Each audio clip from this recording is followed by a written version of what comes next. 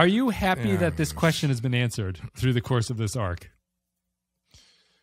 No, I don't care. Yeah. I'm sorry. I don't. Yeah, that's what I mean. Like the last episode, I didn't mind it because it was, I felt like it was in service of this larger ethical story that they're telling. Yeah.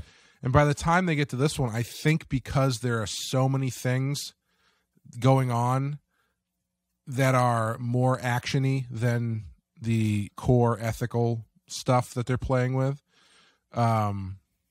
it seems like the smooth forehead thing is being pushed to the front a little bit, and I don't really care for it. Like it doesn't really interest me. Yeah, I think it's in some ways it's similar to the Serenite arc to me, which is that you've created two different kinds of Klingon societies, right? But while they go out of their way in this one to say that the human augmented Klingons are becoming more human and have a sort of different outlook on life than the regular Klingons, the episode itself has characters who are like, no matter what you look like, you're still the heart of a Klingon. You're still okay. So it has this Serenite arc problem where I don't really understand.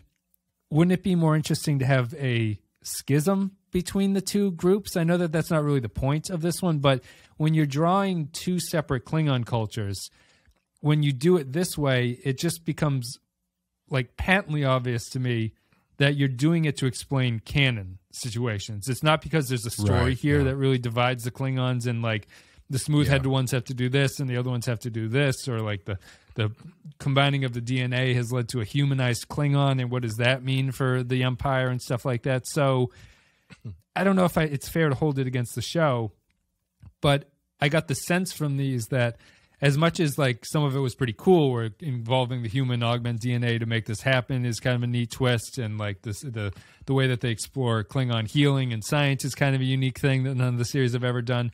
By the time I get to the end of it, I just look at it and go, well, you connected that dot, Enterprise. You answered a question that apparently fans were wondering about, but I don't really, like, I've never thought of it outside of that's how makeup looks in the movies. They just look different. Yeah. I mean, that's the problem with these canon things, whether it's an episode of TV or a movie or whatever, is if you're putting your story in the position that this one is in, you can't do anything to move anything forward. You're a slave to the most forward movement. You can only get back to the line of scrimmage. You know what I mean? Yeah. Like you can't gain any yards,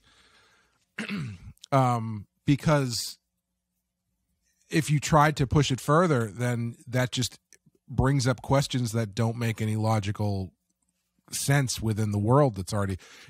We've talked about it a million times, but it's the discovery problem. It's like, yeah, you can introduce the new ship, but that ship has to be wiped from history by the end of the second season. Otherwise, everything else doesn't work. So yeah, it's. I think of it in terms of. Sorry, I think of it in terms of like, I'm playing Red Dead Redemption 2 currently, and it's a prequel to Red Dead Redemption 1. But what it does very successfully as a prequel is what I think the goal of pretty much all prequels kind of should be, because I don't see why they exist outside of this, is that after you play Red Dead Redemption 2, the events of the later movie which came before, or the game which came before it, you have a different perspective on what those characters did in that one, because you now know this sort of backstory that caused them to react the way that they do later on. I don't think that these stories allow Enterprise to do that, because you already know this very well-established endgame of where you have to get to, but nothing that Archer does really changes how you view the series that came before Enterprise, which happened later in the timeline. It's all the same. Right. Still. It's just it's just connecting of these dots that will get to that point of where you understand how the plot worked, but there's nothing that challenges Klingon culture or human Klingon relationships in this in a way that you go, oh, that's interesting, and that actually changes how the Klingons and humans interact later in the series, and I kind of understand that. I don't think that that's well played in these prequel episodes. Yeah, the events of these two episodes don't recontextualize the reveal of the Klingon in Trouble with Tribbles or anything. You know what I mean? Like it doesn't it like you said, you get to the end and it's like anything interesting has kind of been wiped from the table in favor of just setting things back to canon 0. Yeah.